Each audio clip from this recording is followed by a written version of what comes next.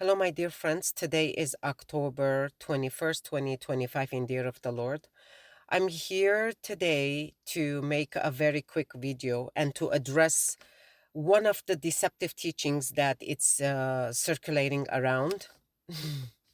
I'd like to remind everyone that Paul already warned us about this in his letter, First Timothy chapter 4. I do urge everyone to go read it.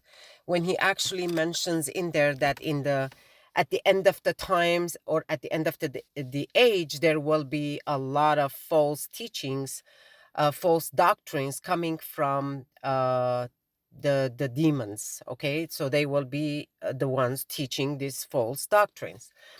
Number one, the claim that our Lord Jesus Christ was married to Mary Magdalene. My dear friends, our Lord Jesus Christ was never married to Mary Magdalene. Mary Magdalene was nothing but a disciple to our Lord Jesus Christ.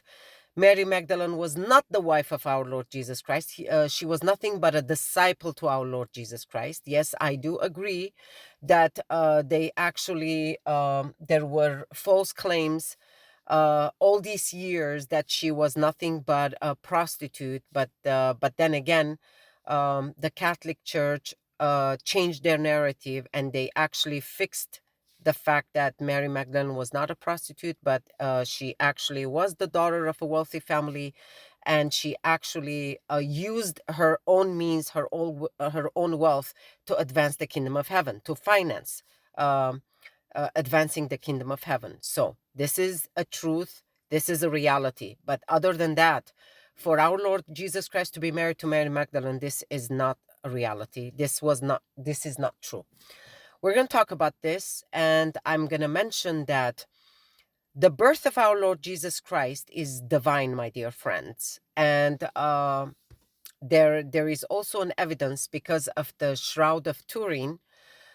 It was discovered scientifically that our Lord Jesus Christ's DNA has 24 chromosomes, my dear friends. 23 of it from his mother's side, the Blessed Virgin Mary, and one from the Father. Okay, usually we have 46 chromosomes. 23 from the mother's side, 23 from the father's side. But in our Lord Jesus's case, his DNA had 24 chromosomes. That's because 23 of them belongs from the Blessed Virgin, his mother's side, and the one from the Father. So this is a divine birth, okay? And if Jesus Christ was going to be married to Mary Magdalene, he would not need to go through the trouble, my dear friends, to come and enter into this matter world through a divine birth, okay? That's why we call the Blessed Mother's birth the Immaculate Conception, okay? Because he needed a clean temple, the Ark of the Covenant, in order for him to enter this matter world. And plus, he had one very specific mission, and that he came to save humanity from their sins. He didn't come to get married and just have babies and children. So I'm not trying to be sarcastic, but I'm just, you know, making a point. So this is one of the false narrative, deceptive teachings when they actually circulate around that Jesus had a secret life and that he was married to Mary. No, he wasn't.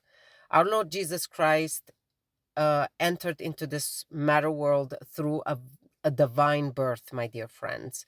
And he died in his divinity on the cross, and he rose again the third day.